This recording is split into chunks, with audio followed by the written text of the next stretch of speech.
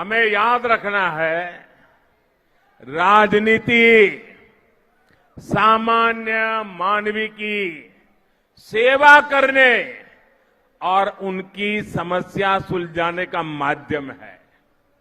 इसलिए राजनीति में हमारा एजेंडा, हमारा मकसद हमेशा सकारात्मक होना चाहिए, सेवा भाव से भरा होना चाहिए। लेकिन यहां तेलंगाना में जिन लोगों को सत्ता मिली, उनका सारा ध्यान मोदी को गाली देने और भाजपा को कोसने में लगा रहता है।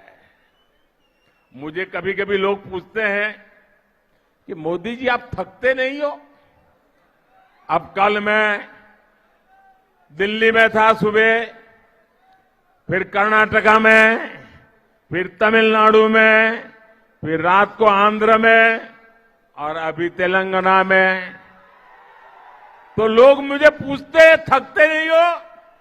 तो मैंने उनको समझाया, देखो भाई, मैं डेली 2 किलो, 2.5 किलो, 3 किलो गाली खाता हूं।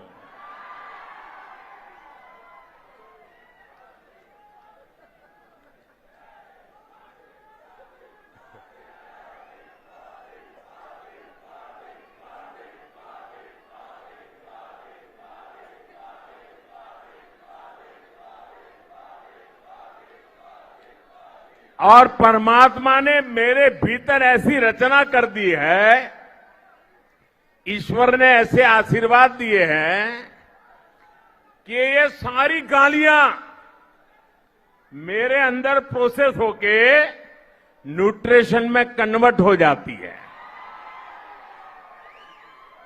एक सकारात्मक ऊर्जा बन जाती है,